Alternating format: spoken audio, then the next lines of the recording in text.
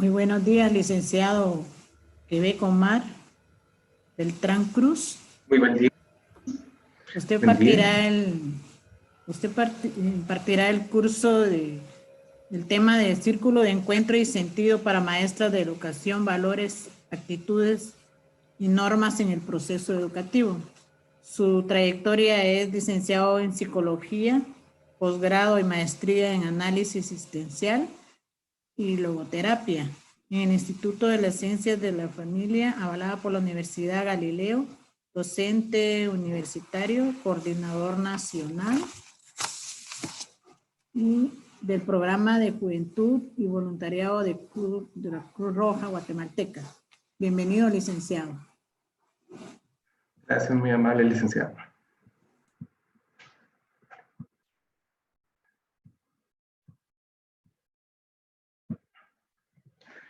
Muy bien. Buen día a todos.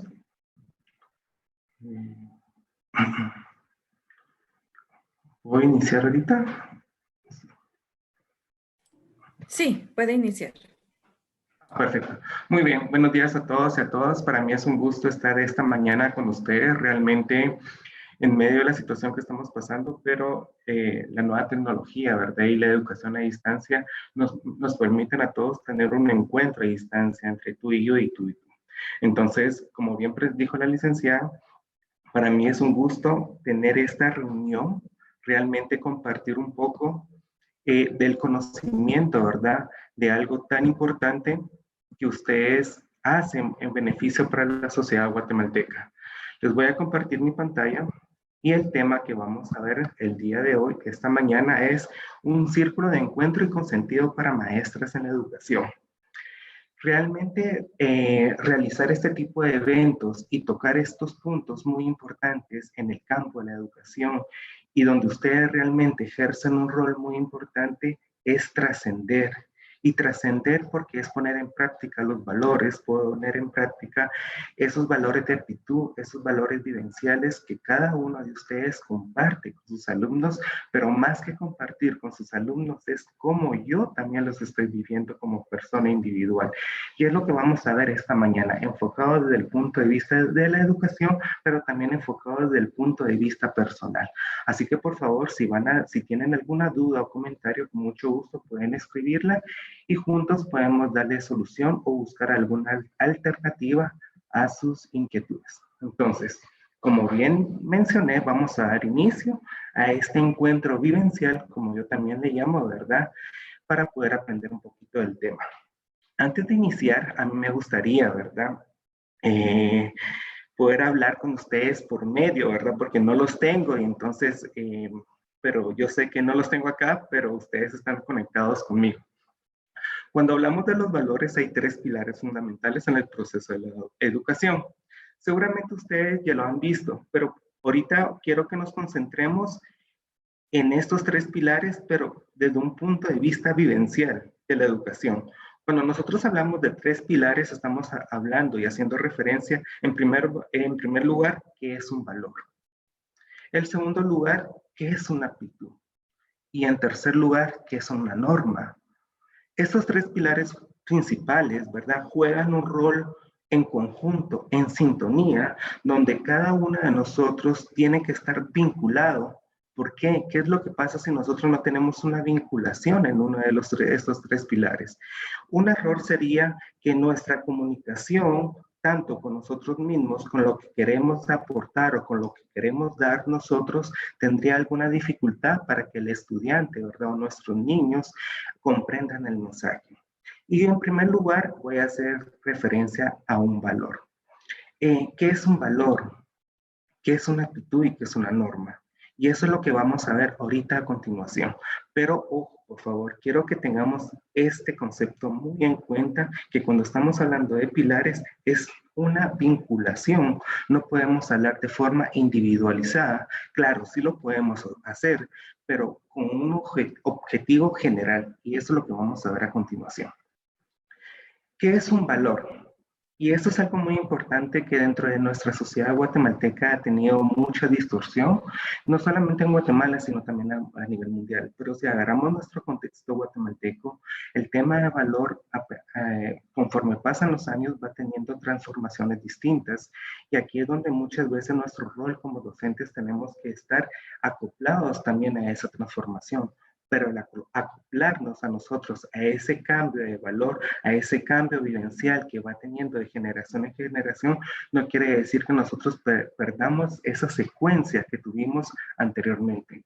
Entonces, cuando vamos a nosotros a dialogar en primer lugar, que es un valor, decimos que actualmente vivimos una crisis cultural y eso es algo que compañeras y compañeros lo estamos viendo ahorita, no solamente por la situación del COVID, sino anteriormente, cuántas crisis culturales no hemos tenido, tanto a nivel colectivo como a nivel social y también a nivel familiar, lo cual significa que también es una crisis del marco de valores, porque cuando nosotros tenemos una crisis a nivel cultural, por ende, también vamos a tener una crisis que va a cambiar o va a modificar el entorno de los valores de nosotros.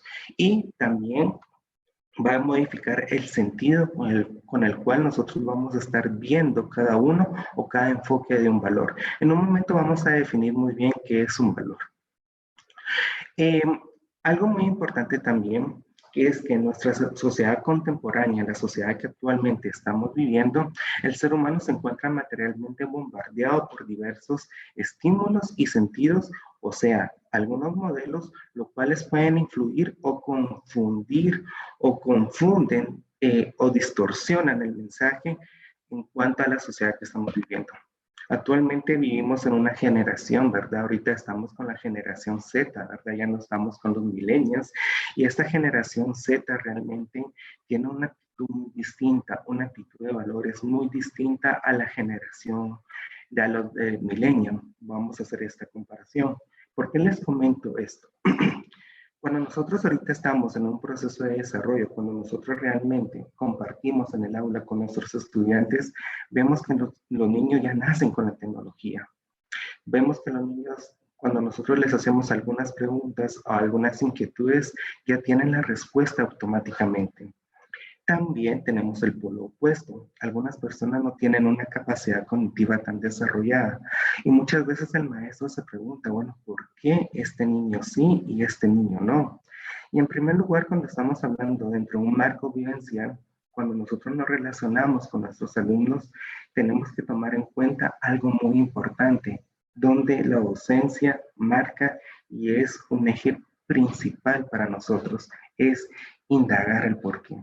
Cuando un niño o una niña tiene alguna dificultad, cuando un niño o una niña tiene algún problema, nos debemos de preguntar nosotros qué es lo que está pasando. Y muchas veces vemos que hay niños que tienen problemas de baja autoestima o realmente que hay una ausencia o una anulación principalmente de un valor. Y retomemos principalmente también que un valor se inculca principalmente dentro de un núcleo familiar. Y eso es algo muy importante. Si a un niño lo aislamos completamente de un marco o dentro de un entorno familiar sano, realmente llega a un proceso educativo donde el niño realmente encaja, pero paralelamente está desconectado del mundo, donde ellos realmente pueden seguir cultivando y donde nosotros como maestros o ustedes como maestros realmente pueden ser un eje modelador para ese niño o niña.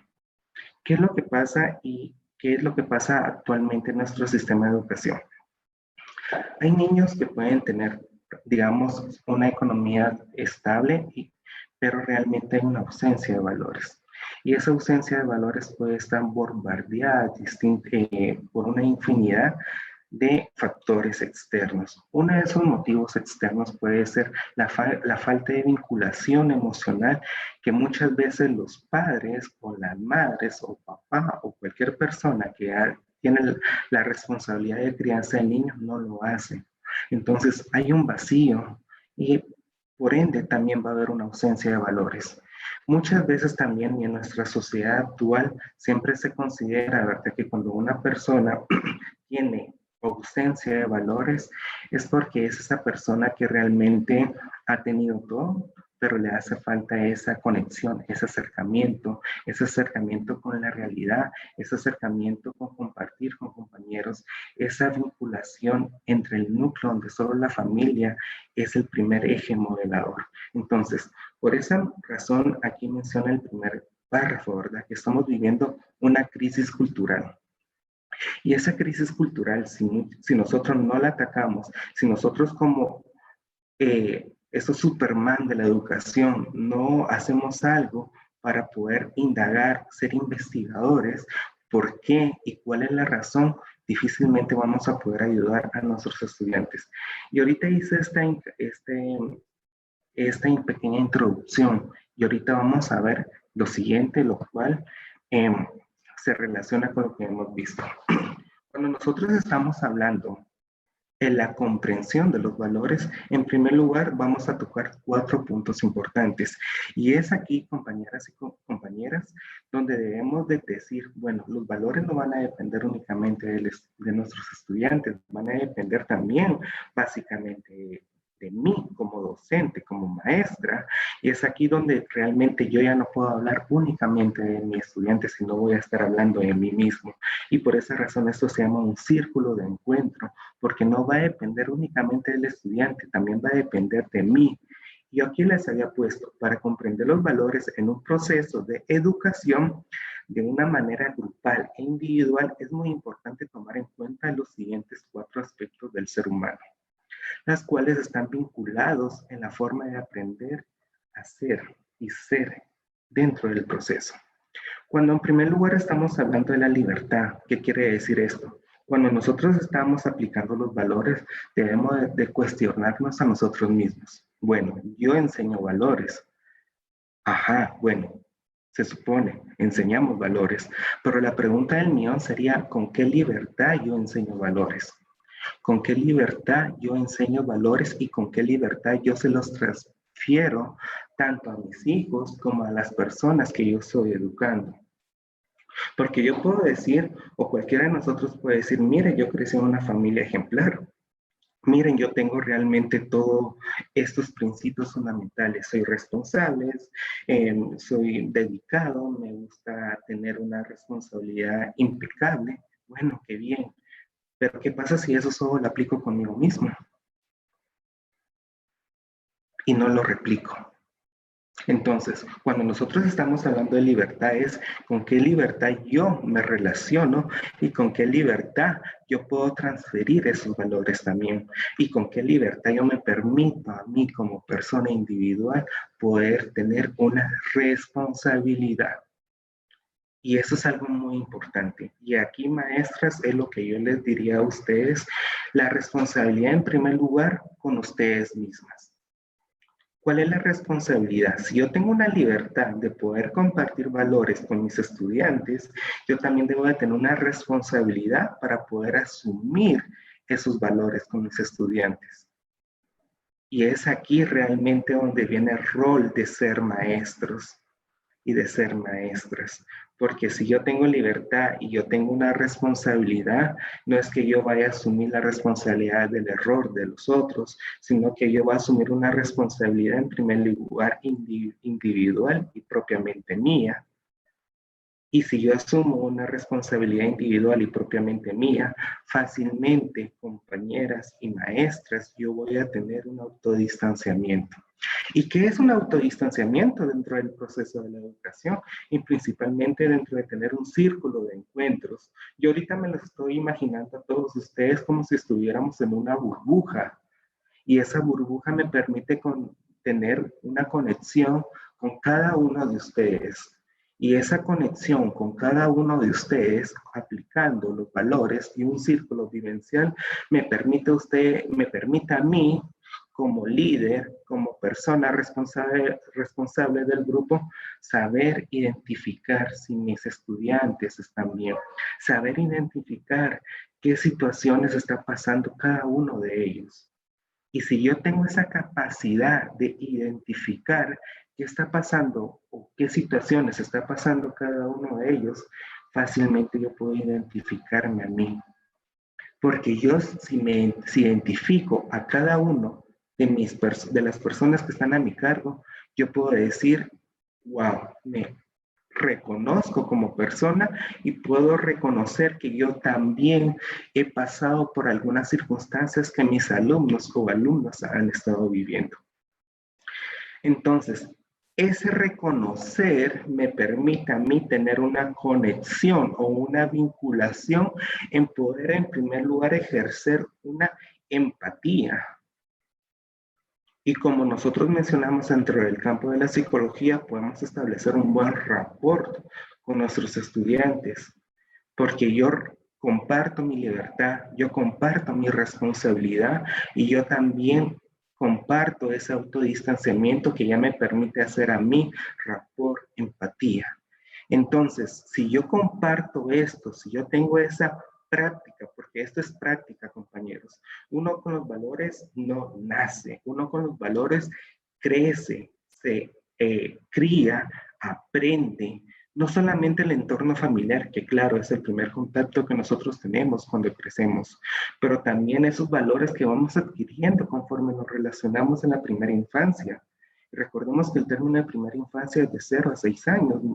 Entonces, luego entramos a un proceso de adolescencia, aprendo nuevos valores y recordemos que el proceso de adolescencia comprende de los 13 años hasta los 18 o 17 más o menos. La política de la juventud de Guatemala menciona que es hasta los 18, pero yo ahí comprendo y aprendo otros tipos de valores.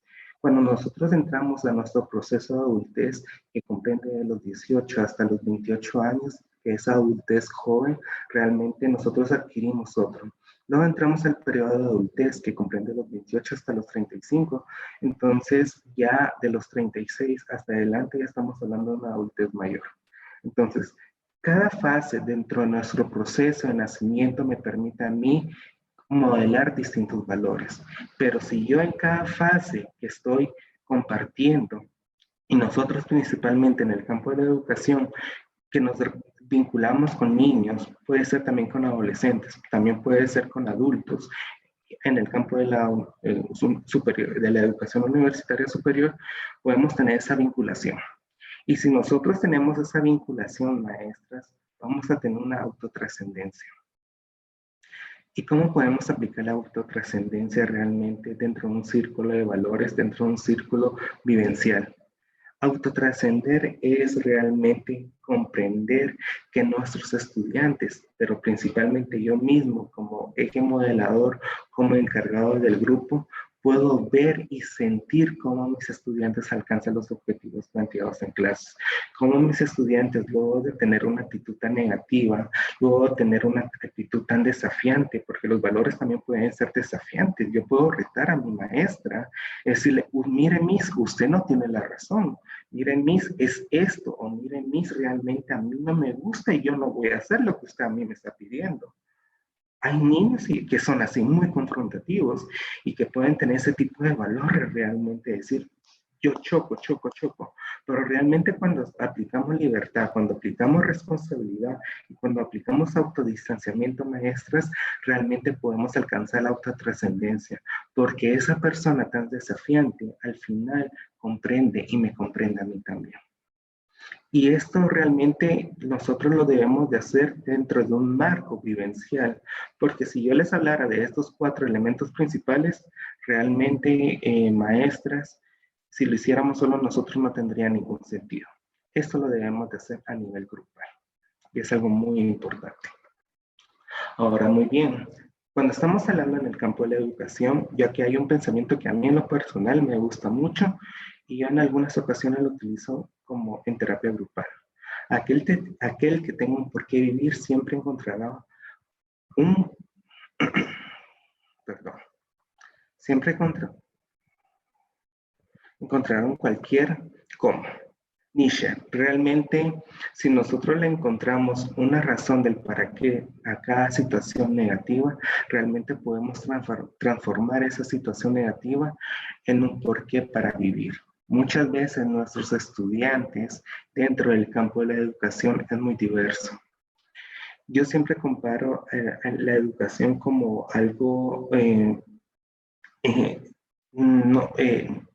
vivencial, pero más que todo cultural también, porque cada uno de nosotros cuando nos acercamos hay una distinta cultura, hay un distinto patrón de educar, hay una distinta forma de aprendizaje dentro de cada familia.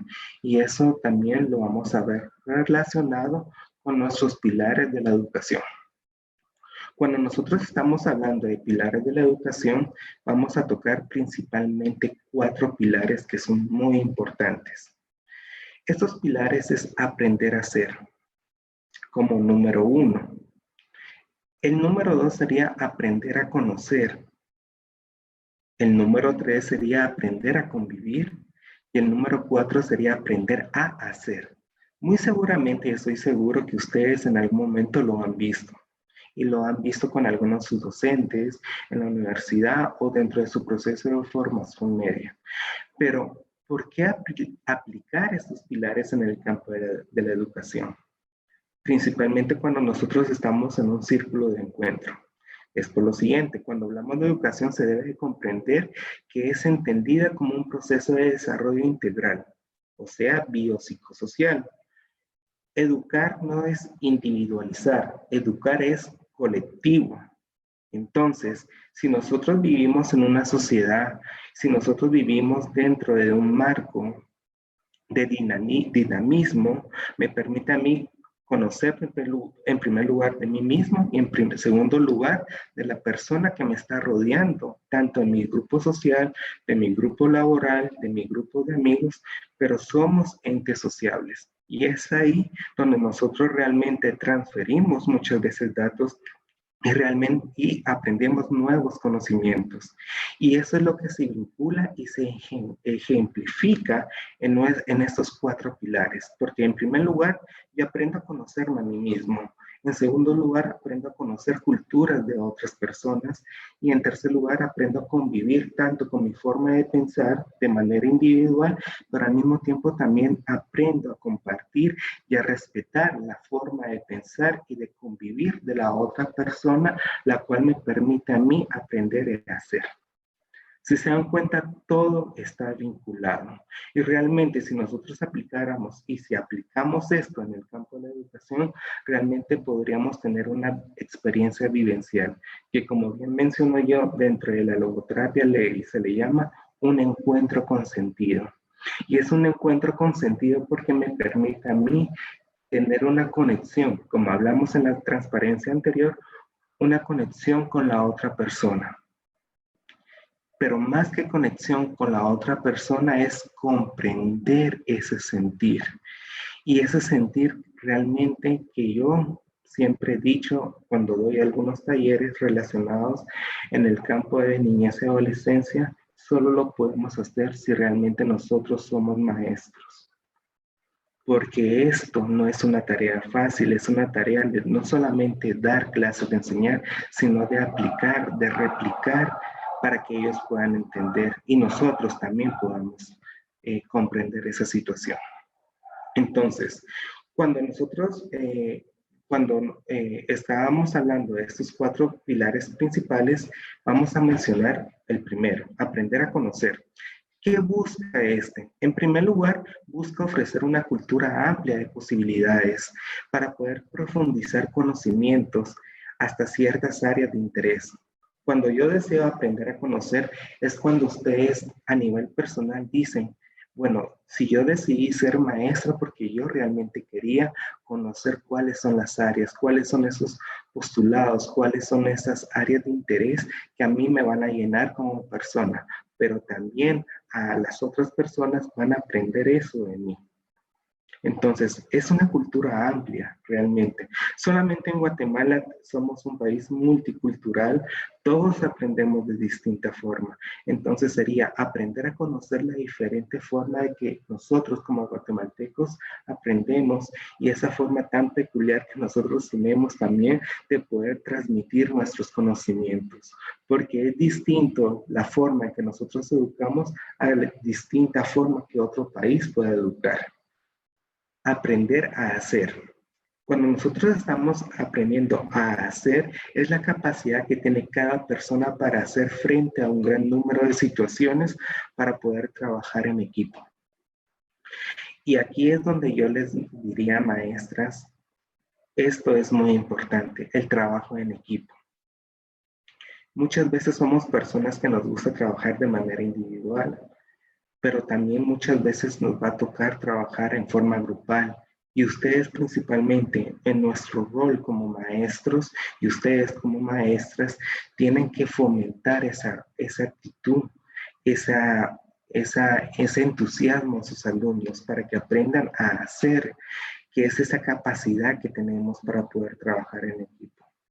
Y si nosotros y si ustedes realmente en este campo logramos esto, realmente vamos a generar un cambio y vamos a generar una transformación dentro del sistema de educación.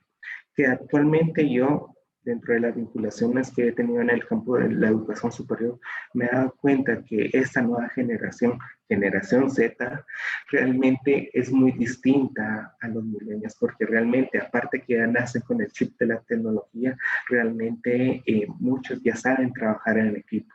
Claro, hay cierto porcentaje que no, ¿verdad? Pero también ya se miran esas diferencias muy marcadas. Y eso que se hace, en primer lugar, también al rol que tienen los maestros. Y no le vamos a quitar el mérito a la familia, que también influye bastante, pero también la transformación que va teniendo la educación. En segundo lugar, aprender a vivir juntos, que es otro pilar muy importante dentro de nuestro proceso de formación. ¿Qué quiere decir esto? Aprender a vivir juntos. Es integrar la comprensión del otro y la percepción de distintas formas de interdependencia. Es lo que yo les mencionaba hace un ratito. Es poder convivir conmigo mismo, es poder aceptarme a mí mismo, es poder decir, bueno, yo soy maestra, yo soy maestro, yo reconozco que tengo límites también, pero también ya lo reconocí de mi parte, ahora me falta reconocer la parte. Porque son personas que van a tener distintas formas de aprender. Entonces, puede hacer que yo me identifique con un grupo, puede hacer que yo me identifique con un estudiante en particular y pueda decir, bueno, este estudiante aprende de una forma distinta que yo. Entonces, no quiere decir que vaya a ser mi rival, sino me permite, en primer lugar, como yo mencioné, aceptarme a mí mismo y luego aceptar a la otra persona. Y eso hace que yo tenga una vinculación y yo pueda tener un encuentro con la otra persona. Y al tener ese encuentro con la otra persona, cuando ya vinculé, me permite aprender de lo que él tiene y lo que yo no tengo. Y de la otra parte, le permite aprender lo que él no tiene de mí y para que lo pueda hacer suyo. Entonces, si se dan cuenta, esto es sumamente importante y es algo que en el campo de la educación se ha perdido mucho. Porque, ¿qué pasa? Algunos maestros saben, tienen preferencias, no lo digo por ustedes, claro, pero eso distorsiona el proceso educativo. Ahora, ¿qué significa aprender a hacer? Este aprender a hacer aborda todo el autoconocimiento y la responsabilidad personal en el desarrollo de la capacidad de juicio y autonomía. ¿Qué quiere decir esto?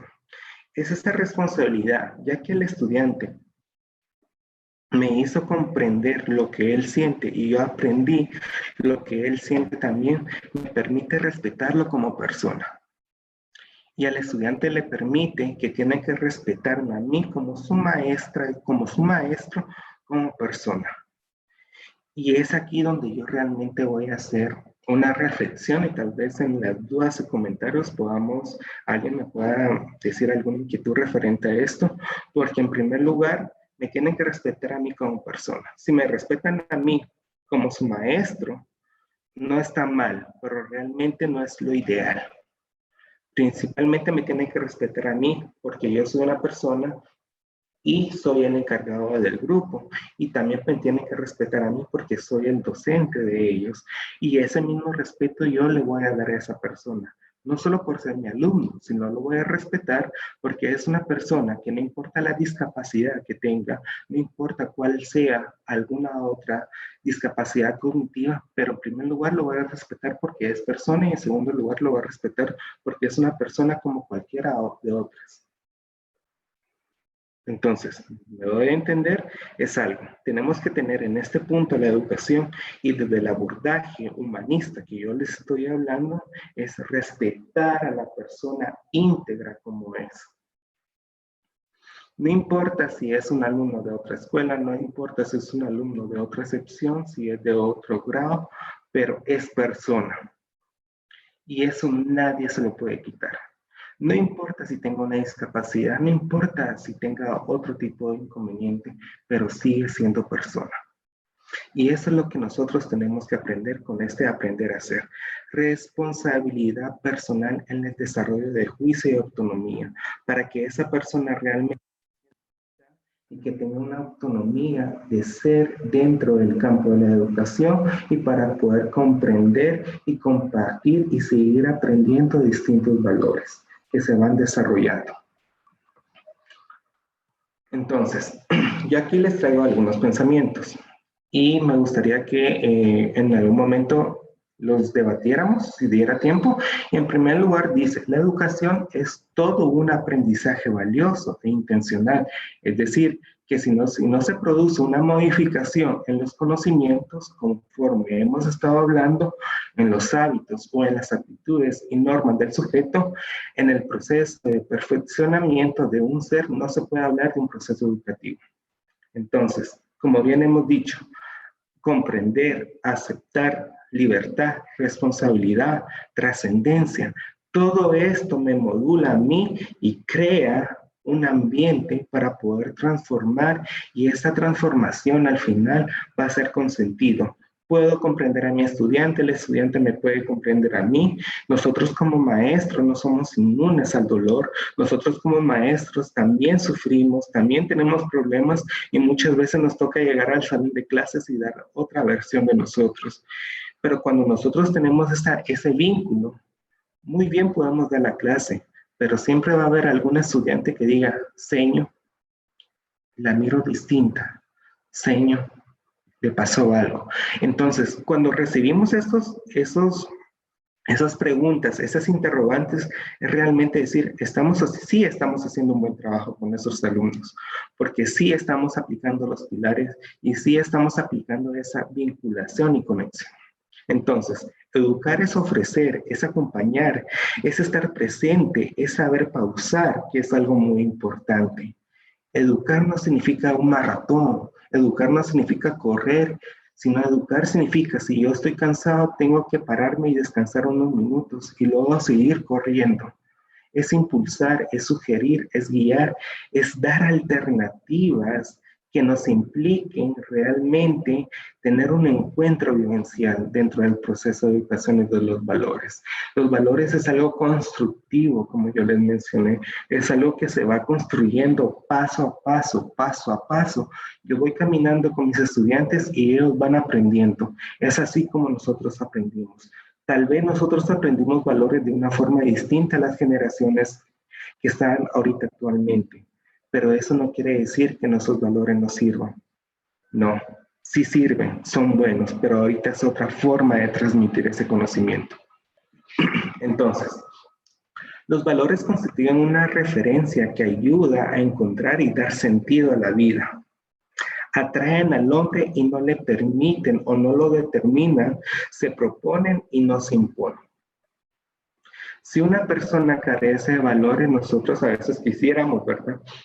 Yo siempre pongo el ejemplo de como que abrirle la cabeza y meterle ahí los valores, pero no se puede. Realmente los valores no los podemos imponer. Incluso en la educación, nosotros podemos dar valores, podemos recibir una cátedra de valores y principios y lo podemos enseñar, pero también no los podemos imponer. Y esto también se ve marcado dentro de un proceso de desarrollo a nivel familiar. Eso ya es otro tema, pero también yo lo recalco mucho, que es a nivel familiar. Entonces, cuando nosotros estamos hablando de una jerarquización de los valores, hay tres elementos muy importantes que se ven vinculados. En primer lugar, son las acciones de la persona. Son las acciones mías principalmente. Son las cualidades del objeto. Son las cualidades con las cuales yo quiero transferir, hacia quién se los quiero compartir y cómo lo voy a estar haciendo. Y es la situación, en qué momento. En qué momento yo los puedo aplicar, en qué momento yo puedo ser esa persona trascendente y que puedan comprender y que puedan sentir esa transmisión que yo tengo. No les quiero decir, valor aquí, valor allá. No, realmente es algo que uno ya se transfiere, se nace, se siente cuando nosotros estamos hablando de una jerarquización. Pero son 3 elementos: las acciones del sujeto, las cualidades del sujeto y en qué situación. Y eso lo vamos a ver ahorita con este cuadrito que les voy a presentar. Cuando nosotros estamos hablando de dimensiones que se llevan en el proceso valorativo en el campo de la educación, es lo siguiente. En primer lugar, esto tiene una vinculación con los valores y es el sentido. Realmente, si cuando nosotros estamos hablando de un sentido, es que tenemos que estar abiertos a experiencias. ¿Cuántos estudiantes no tienen experiencias distintas? Incluso nosotros como docentes, como maestros, como maestras, ¿cuántas experiencias no les compartimos a nuestros estudiantes? Tenemos que estar conscientes de ellas también. Debemos de aceptar la propia existencia. ¿Qué quiere decir esto? Debemos de aceptar la experiencia mía, pero también la experiencia de la otra persona. Una vez yo estaba dando una cátedra y una estudiante comenzó a contar una experiencia de un viaje que había tenido. Vino otra estudiante, solo se dio la vuelta. Y no es eso realmente. Si a mí no me gusta la experiencia del otro, yo debo de respetarla. Y ese es dar sentido. Pensando. ¿Qué quiere decir nosotros cuando estamos pensando? Tenemos que tener un pensamiento crítico. Tenemos que tener un pensamiento creativo y un pensamiento lógico. Y esto es algo muy importante, porque muchas veces nuestros estudiantes dentro de un círculo vivencial nos cuentan algo. Mire, Miss, realmente me siento triste porque mi mamá hizo esto y a mí no me gustó. Entonces, nuestro pensamiento creativo, ¿cómo vamos a responderle a ese niño que se siente mal por algo que su mamá hizo? Debemos de buscar esa forma lógica para que el niño comprenda, porque un niño a nivel cognitivo, hasta los 5 años ya se establece, en verdad, toda la red neuronal. Entonces, de 5 años en adelante, el niño ya tiene un poquito de capacidad de comprender algunas cosas. Pero yo a un niño de 3 años, ¿qué le voy a decir? Mi hijo, mira, tu mamá lo hizo porque pensó que te iba a gustar, o mira, es rico, pruébalo. O sea, puede comprender ciertas cosas, pero no va a tener la capacidad cognitiva para comprenderlo como nosotros o como un niño de 8 años. Entonces debemos de ser creativos. ¿Cómo se lo vamos a explicar? Puede ser con dibujos o con otras cosas. Debemos de comunicar, tanto verbal y no verbal. Debemos de estar eligiendo. ¿Qué quiere decir esto con estar eligiendo? Generar y considerar algunas alternativas. Si no sirve la opción A, puede haber otra opción C, pero no necesariamente tenemos que pasar por la B. Podemos trabajar de una forma, digamos, sincrónica, desordenada, pero todas nos van a llevar al mismo objetivo. Debemos de también de fijarnos metas, debemos de pensar algunas consecuencias de las acciones y también debemos de actuar repetidamente. Estas dimensiones que yo se las voy a dejar y les tengo entendido que les van a compartir la presentación, es muy importante aplicarlas dentro de un proceso educativo. Eso se aplica dentro de un proceso educativo. Cuando yo como maestra o como maestro, ustedes como maestras van a estar conviviendo y comunicándose con sus estudiantes. Y ojo, si nosotros somos más analíticos y somos más asertivos, podemos decirnos y aplicarnos esto a nosotros mismos. Como el sentido, como el pensando, como la comunicación, como eligiendo y como actuando, podemos aplicarnos a nosotros mismos. Entonces, vamos a ver que también tenemos criterios para la clarificación de valores en la educación. El primer criterio en la clarificación de valores en la educación es elegir. Eso es algo muy importante. El segundo criterio es apreciar y estimar. El tercero es actuar. El cuarto es expandir. Y el quinto es autotrascender. Cuando nosotros estamos hablando de clarificación de valores, es cuando nosotros realmente queremos investigar si nuestros estudiantes, incluso si yo mismo entiendo lo que siento, porque muchas veces nosotros decimos, miren, háganlo, o díganlo, pero no, seguramente en muchas ocasiones nosotros mismos no sabemos cómo poder hacerlo, decirlo. Muchas veces nosotros sentimos esa hormiguita por dentro, pero no sabemos cómo definirlo, qué nombre ponerle, qué forma ponerle, no podemos. Entonces, cuando estamos clarificando valores, tenemos que pensar en esto. De todo lo que yo siento, ¿qué es lo que me urge elegir a mí o cuál es la mayor necesidad? De todo lo que yo siento, ¿qué es lo que yo necesito para poder actuar? ¿Qué es lo que yo necesito para poder apreciar y estimarme a mí mismo o poder estimar a mis estudiantes? De todo lo que yo siento, ¿qué es lo que realmente es lo que me está motivando o cuál es ese detonante que yo necesito para expandir ese sentimiento, ya sea de tristeza, de alegría o de otro tipo? Y al final, autotrascender. De todo lo que yo siento, voy a identificar para poder autotrascender y tener un encuentro conmigo mismo y con otra persona, en este caso con mis estudiantes. Ahora, cuando estamos hablando de actitudes y normas, ¿qué quiere decir? Las actitudes y las normas son el espejo de tu ser interior. Para mí, este pensamiento es muy importante. Y ahorita, en los 5 minutos que me quedan, vamos a hablar de ello. Cuando nosotros estamos hablando de actitudes y de normas, en primer lugar, ¿qué es una actitud? Una actitud es un hábito de pensamiento que se manifiesta en un comportamiento. ¿Qué quiere decir esto? Si yo realmente pienso pero actúo de otra forma, realmente no hay una conexión. Realmente, como aquí menciona el concepto, es un hábito de pensamiento que se manifiesta con el comportamiento. Cuando nosotros estamos hablando de actitud, tenemos que tener claro, maestras, por favor, incluso con nosotros mismos, que todo tiene que tener un balance. Si yo realmente pienso más y actúo menos, no tengo una buena actitud. Si yo actúo más, pero no pienso para yo llegar a un razonamiento lógico, realmente no voy a tener ese balance. Pero si yo pienso y yo razono, voy a tener ese balance que me permite a mí tener una actitud y poder asumir una responsabilidad y poder llegar a hacer algo. En otras palabras, también se instala dentro de un proceso social. Este proceso social comprende a nivel familiar, trabajo, escuelas, amigos, y es aquí donde se fundamentan los valores.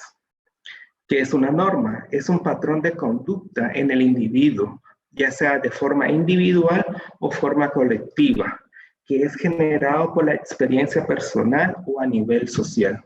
Una norma es algo, es un patrón, es algo que yo lo puedo aplicar de forma individual o bien yo puedo compartirlo a nivel social. Una norma, algo importante, una norma se puede imponer, pero al final yo como persona decido si la hago o no la hago. Son pautas de conducta, sobre todo en cómo debe actuar una persona dentro de un grupo. Como yo les digo, una norma no se impone, o se puede imponer, pero ya queda libertad de la persona de acuerdo a la actitud y a los principios valorativos. Entonces, las actitudes y normas muchas veces se pueden tratar en conjunto, pero es algo muy importante. Esto tiene que tener una vinculación. No podemos trabajarlo de forma separada. Debemos de evaluar todos los criterios para poder determinar en qué momento se puede ejecutar y en qué momento se debe hacer. ¿Qué es lo que yo les dije en la primera presentación, en la primera diapositiva? Todo tiene una vinculación, tanto los valores, tanto las actitudes, tanto las normas. ¿Qué pasa si no las trabajamos de forma individual? Todo va a quedar a medias. Realmente vamos a decir, logré que mi estudiante ganara o logré que mi estudiante me comprendiera, pero va a ser una comprensión momentánea. No va a ser una comprensión duradera. Entonces, Cuando nosotros estamos hablando de fases de modificación de aptitudes en el campo de la educación, principalmente vamos a abordar una, que es modificando sus aptitudes. ¿En qué sentido? Y en 3 áreas. En la distancia entre el alumno y sus reacciones, o sea, cómo el alumno va a tomar cada una acción y cómo el docente va a tomar cada una de las acciones que el alumno vaya a tener. Reduciendo el nivel de estrés.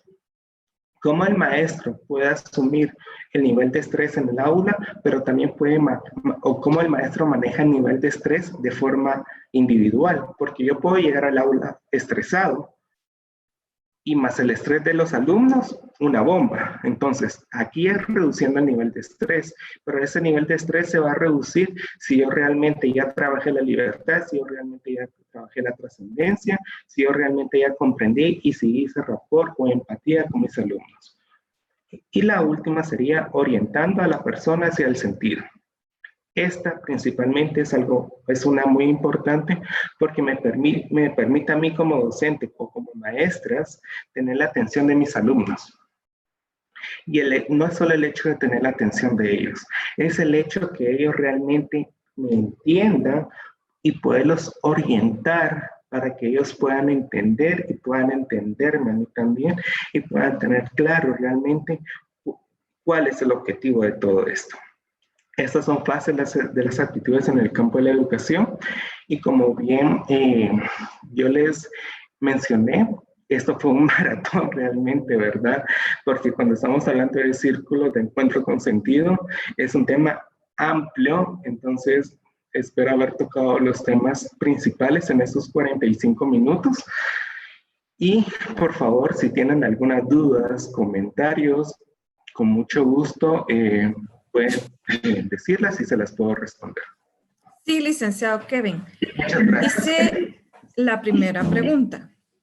¿Cómo motivar a los padres de familia a continuar con los valores y normas en casa, ahora que la educación se da en forma virtual? Muy bien, esta es una muy buena pregunta. En primer lugar, tenemos que evaluar el contexto. Recordemos que no todos tenemos acceso a una educación virtual, en el sentido que tenemos internet, no todos tenemos internet, no todos tenemos una buena señal, ¿verdad? Muchas veces se vive en el campo y no hay una buena señal y eso disminuye o desmotiva a los padres de familia. Incluso yo he recibido comentarios, ¿verdad? Que si la educación sigue virtual en el campo, mejor no van a poner a estudiar en el 2021 a sus alumnos. Entonces, ¿cómo motivarlos? Realmente aquí es donde el desafío del maestro, ese arte, decirles, si no se puede de esta forma, vamos a intentar de esta otra forma, plan B. En el campo aquí en la capital, que hay más oportunidades, decirles, bueno, ¿cómo ustedes como padres de familia están planificando o cómo están estructurando el horario para que sus hijos estudien y para que yo como persona encargada pueda tener un tiempo y poder ejercer también, ¿verdad?, mis funciones como padre? Porque es un estrés muy grande realmente de los padres de familia. Trabajar, oficio de casa y atender a sus hijos, ¿verdad? Resolver dudas. Y es aquí, maestra, donde yo haría un llamado a la reflexión. Educación virtual no significa sobrecargar a los alumnos. Educación virtual significa trabajar con ellos de forma sincrónica el poco tiempo que tengamos y que no los saturemos, porque si los saturamos realmente no vamos a estar haciendo esa vinculación que yo les mencioné en la diapositiva. Va a haber una desconexión. Entonces, es aquí la forma creativa que el maestro debe tener para que motivar a su grupo, motivar a los padres, decirle cómo está trabajando sus horarios, a qué hora se levanta su niño, cuánto tiempo se dedica el niño en ver televisión y cuánto tiempo se dedica el niño o su hijo a hacer las tareas en la computadora. Todo eso lo tenemos que evaluar y si nosotros realmente hacemos esa evaluación macro, realmente podemos determinar en dónde está fallando el padre de familia y poderlo apoyar en esa situación. ¿Cómo lograr el valor del autodistanciamiento? Muy bien.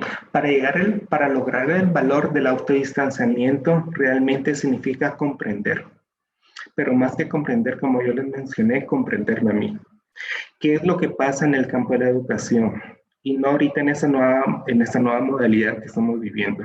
Muchas veces como maestros que llegamos al salón de clases por una inmensidad de problemas que tenemos a nivel personal. Puede ser de pareja, sentimental o de otro tipo económico, ¿verdad?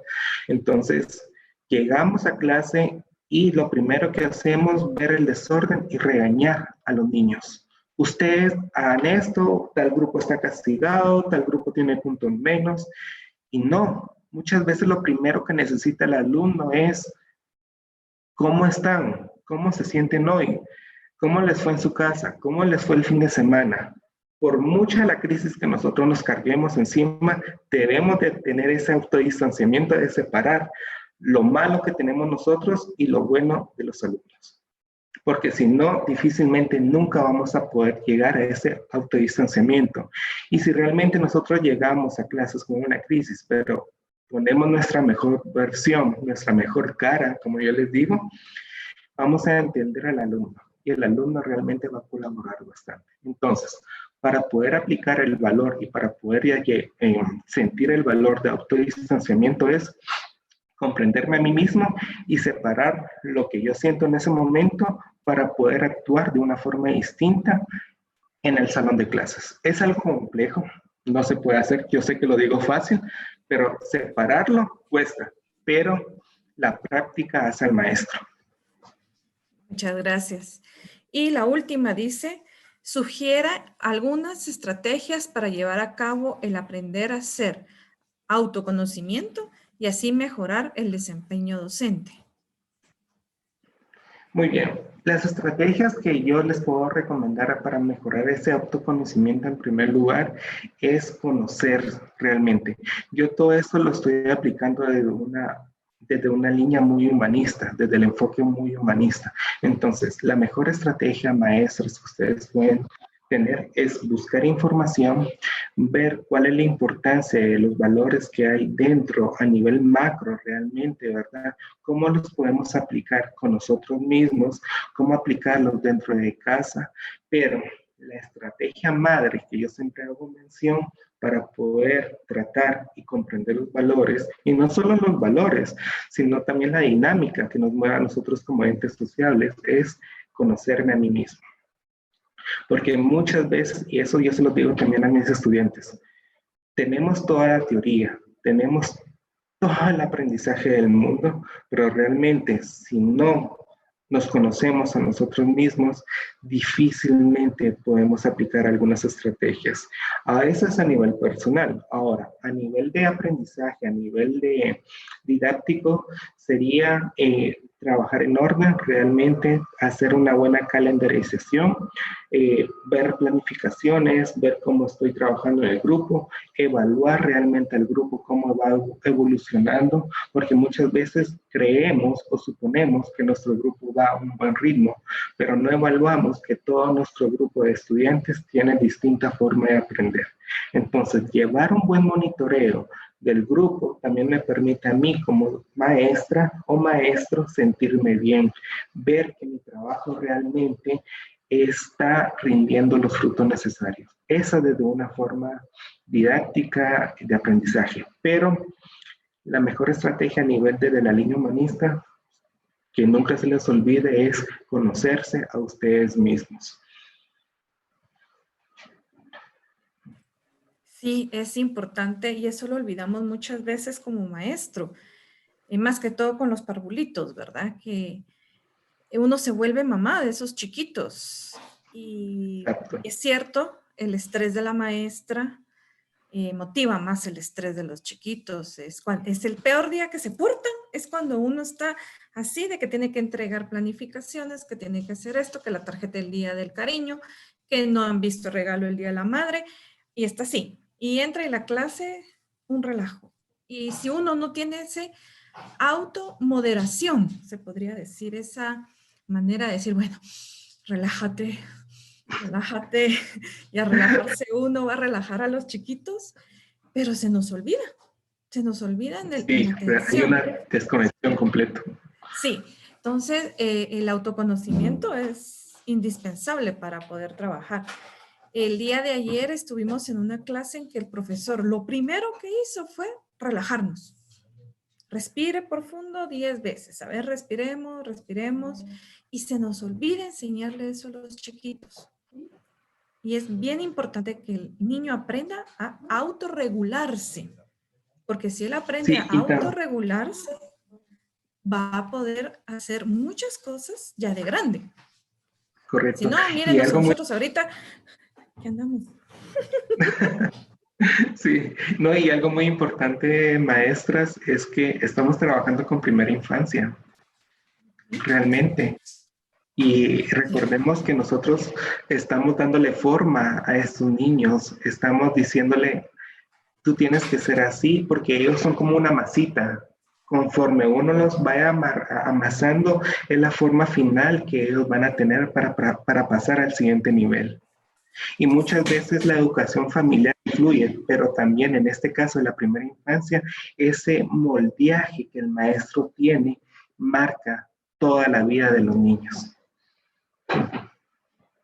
Exacto. Yo recuerdo el concepto de andamiaje que utilizaba Vygotsky y me resulta de lo más exacto de cómo es. Si hoy le enseño al niño una actitud, una forma de trabajar, se lo refuerzo, yo voy a ver que el siguiente paso va a ser más fácil, porque esto ya está cimentado.